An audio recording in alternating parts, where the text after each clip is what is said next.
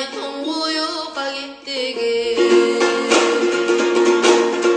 жаралганда дүйнөгө жаңжал салып ыйламай күч кубатка жеткичеңе ата энени кыйнамай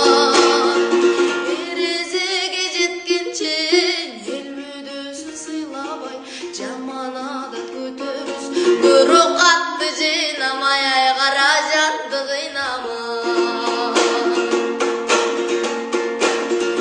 бул дүйнөнүн байлыгын не жалгыз элип алчу бар мансап үчүн эл журтунда курмандыкка чалчу бар